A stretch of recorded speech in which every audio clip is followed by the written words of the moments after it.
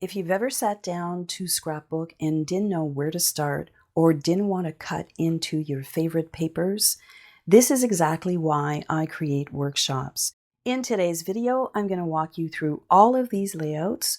These are from my brand new scrapbooking workshop, and I will show you how simple this can actually be. Let's start with layout number 1, and let's start with the bases, because honestly, all of the heavy lifting is already done, from the paper placement and selection to create a balance across both pages, photo location and orientation. At this stage, honestly, you could stop and you would have a really pretty layout. Now I'm going to bring in just a few large elements, nothing complicated, just enough to anchor the design and give your eyes a resting spot. When you look at this layout, you can see that it is photo heavy, but we do have areas that we can embellish, we can journal, or we can add our titles. So let me bring in just a few large elements to anchor this design. The entire project was done with these two stamp and die sets, and I think that they match really beautifully. I did start with Delicate Whisper, but I have to tell you that some of these pieces are quite small and finicky to work with on a larger scale scrapbook page. So I decided to bring in Nature's Symphony because it's just that great. We have a nice big leaf here that we can stamp, and this die is absolutely beautiful.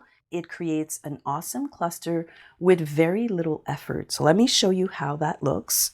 The first thing you're going to need is something to anchor your clusters. And I'm reaching into, this was a Christmas set, but in this Christmas set, I love this really big tag. It takes up quite a bit of space and it's a really good anchor for your embellishments. Let's bring in some of those large elements. I have a tag here and I've got some toppers. So I'm going to put that right here to give a bit of separation between this green and my green leaf. So I'm going to tuck that in right here. And then I'm going to move diagonally across and I'm going to bring back that same tag. In this case, I did a little bit of ink distressing and I did stamp this really cool background stamp. It doesn't mean that it's simple, that you can't add little touches that make it feel unique. So I'm going to add this tag right up here at the top. I'm going to bring that same leaf.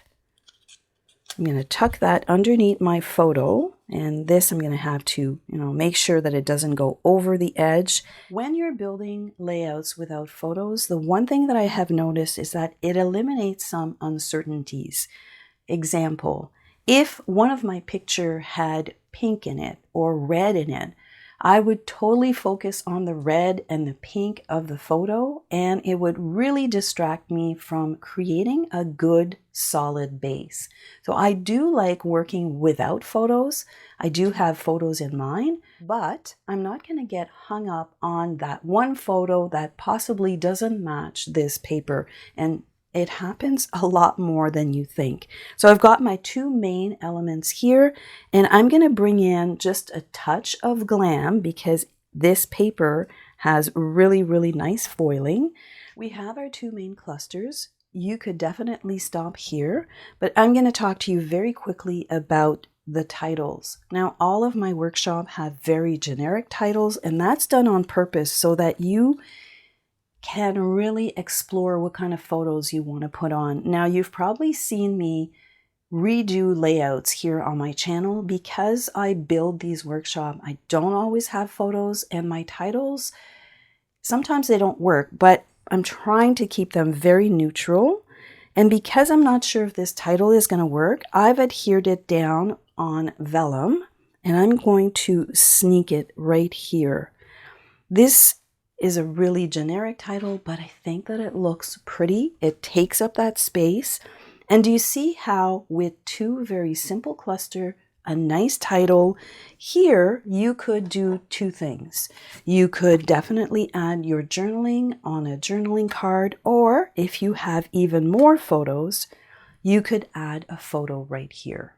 Now take a look at this layout when it is fully embellished. Now you'll notice two things. I kind of kept the floral elements for the extra embellishments because not everybody loves floral, but this collection is so pretty. So I added to my original clusters, and I also added a third point of interest. So let me bring this up and you can see all of the details. So I added the little flower here, these 3 little flowers, stamped and die cut this piece to give it layers. At the top here, you've got additional tags, and I did stamp on them, and I added a little bit of ink distressing. Same thing on this side, added flowers to further embellish this cluster, and these tiny little sprigs. They've all been selected based on the color palette in this paper collection, and I think that it looks really good. This is a really pretty title. I can see wedding photos on this. I can see baby photos. I can see relaxing at the cottage. There are so many possibilities with this paper collection because of the colors. They're so neutral. I really love that. Let's talk about these flowers for a moment and how I got them to look this way. I reached into my stash and I pulled out these colors from my Spectrum Noir marker. So I started with Ice Gray Blend, and I topped it off with a little bit of True Blue to kind of get that color that's into the paper. And then for the leaves themselves, I picked up the Yellow Green Blend in the medium and in the dark, so that looks really pretty. The center, I touched it with a little bit of muted brown and gold brown to bring in all of the colors. And there's a little bit of shading here. Let me bring that up so you can see it. There's a tiny little bit of shading here, and that was done at the very end with the Ice Gray Blend shades. When it comes to coloring these images, you can definitely use the coordinating markers from Stampin' Up. I just reached into my stash for these colors because I have them. They still work, and I was able to coordinate the colors. But what if you don't like to color? Did you know that you can actually die cut these pieces from this pattern paper right here? And it does come with that really pretty metallic border. So out of these here, it's this little guy right here. You can place it right on top of your pattern paper. It's the back side of the squares, and you can just die cut them and skip the whole coloring if coloring is not your thing.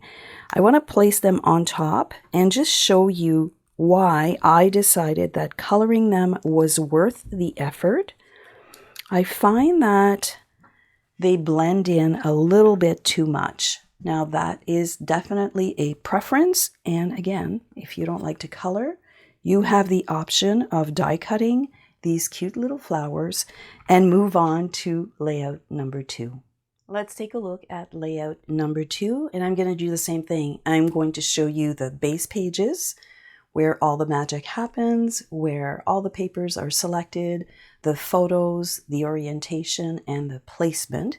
Again, you could stop right here. Let's bring in just a few pops with 2 gorgeous clusters. These are going to be across diagonally.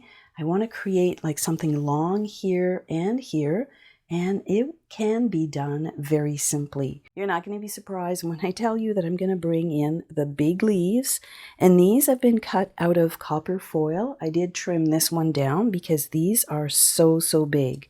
Now, do you see just that? How pretty it is?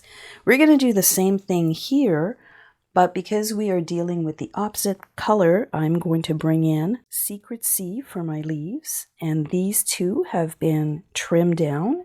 You can see here that by simply adding these 2 pieces, it elevates your page instantly. Now, I am going to bring a little bit of details, but when it comes to die cutting and adding details to your pages, this is really not a lot. It's only 3 die cuts, but it really does elevate your page in a very simple way. Now, let's talk about the title.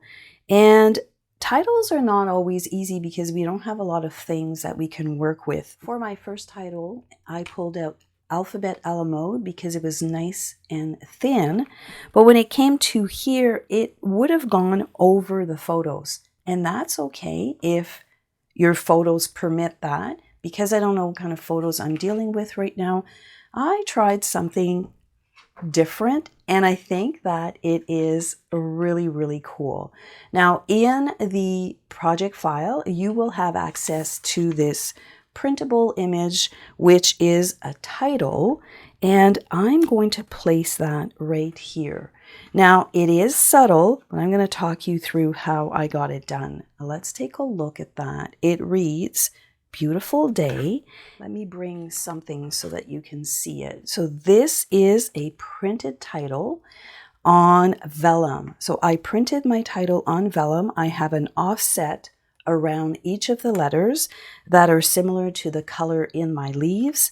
And then I flipped it over and I painted the back of each of these letters with permanent white gouache. And now you just need something that is quite opaque for the white. And you get this really subtle title. You can see it here. I didn't want to hide this part of my layout. It's subtle, but it's there. And I think that this is a lot of fun. I am definitely going to revisit this way of creating titles because we're always looking for different ways to create titles for our layout. This is where you could stop in the process, but let me bring in just a few extra layers. Let's take a look at the layout now that it's completed with all of its layers. I really, really love the add-on of the little flowers. And as you can see here, I just stamped them in Secret C. I didn't even color them in because I didn't think they needed it. It was just a really nice little pop to add to that cluster. I added a few of those little sprigs. At the beginning, I mentioned that these dies are really small and intricate. There's lots of details, but they are also very small. They are scaled for cards, definitely, but if you pick the right size on your layout, they work. They add just that right amount of detail. So you can see that I have one here stamp. I have these little sprigs here at the bottom to bring back that white. And those flowers, even though they're not colored in, they really finish this page. And that title, I love it. It's there, it's subtle, and it was all done by printing this at home on vellum and adding a little bit of white at the back. Now I did bring in on this layout the coordinating dots. Do you see here I have some blue dots that are sprinkled around? I could have leaned into the copper tones again, but I felt that this was a really nice subtle touch to add to this layout. Now let's take a look at layout number 3. And again, we're going to do the same process. I'm going to show you the base pages. You could stop right here. It has a really nice flow and a great balance.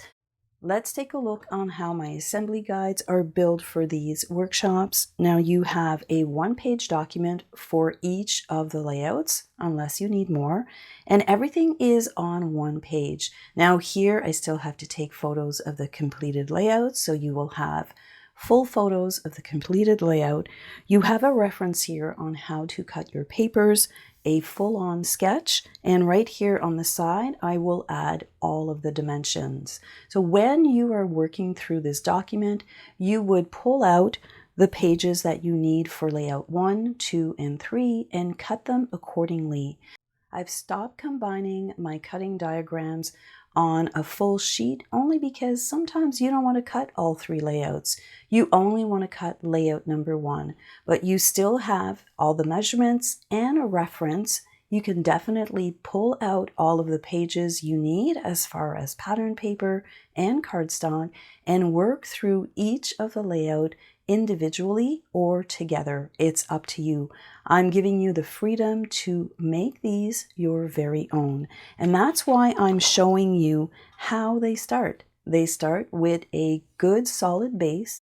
Now let's take a look at what happens when you bring in really generic clusters. We have our leaves again, and the primary reason for this is because it's a nice big die cut and it really has an impact on your layout. I'm going to cross over to this side and I'm going to bring some here, and you can see that I've cut this into 2 pieces. So I've got my large elements, if you want, or my large base on my page, and then we're going to bring in a really nice pop of that copper tone because it's so good. In this case here, I think I need two. So we're going to go like this and add that pop right here. And then on the other side, I am going to add the pop right on top. Now you can see with very little embellishments, you can create interest on your page and you don't have to overdo it. Let's bring in the title for this page. I landed on the word drifting. I find that to keep everything generic and not always repetitive, we often use memories, remember, enjoy. I thought drifting was a little bit different and it kind of went with the vacation vibe. Now you could put it down here at the bottom. I think that would look really nice. Or you could put it here. It does overlap the photos, this particular size. I plan on adding some journaling right in the center here. You could stop this layout right here. There's some embellishments. It's not overly done. I think I would bring in some of the blue dots and call this layout good, but let me bring in a few more details. Let's take a look at layout number 3 now that I've added all of those pretty layers. I did bring in some flowers and you see that shimmer and shine. I really love the way that this finishes off the corner. And again, if you don't like to color your images in, you can definitely die cut them from this sheet. And in my workshop, this sheet is fully intact, so you're not going to run out. And you can die cut these pretty flowers and not color them in. I'm going to put 2 here on top and just show you that the reason why I didn't use them, so this is the die in that set, and you just put it right on top of the paper. I love how that matches, and there's so many of them. Now I definitely could have gone with the blue. The reason why I didn't use them, let me show you, is because that's the paper that I have here, and I felt that it was competing. By coloring them in, making them more solid, I find that they stand out more, but they don't steal the show. They don't compete with the pattern. They just embellish the page, and that is key to a good layout. So again, let's take a look here on this side. I added those beautiful flowers, a few of those dots. I chose the green in this one. Now that you've seen the completed layouts, let me bring back the other 2. Let's bring in a layout number 2.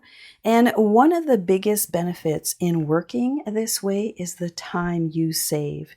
There's a lot of experimenting that goes on between the paper selection, the sketch itself, the orientation of the photo to make everything look intentional and cohesive. Let me bring back layout number 1. I absolutely loved working with this paper collection. If you love layouts that feel intentional, cohesive, and easy to recreate, this workshop is for you. It includes all 3 layouts, the sketches, helpful assembly tips. It walks you through the entire process to recreate your own. And as you can see, you can customize these. You can embellish all you want, or you can keep it simple. I know that not everybody loves flowers, so that's why I wanted to take a moment and show you a little bit of a progression as to how these come together, from the base pages to simple embellishment and then full-on layers. If you enjoy starting with assembly guides, be sure to check out my playlist right here. I'll see you there.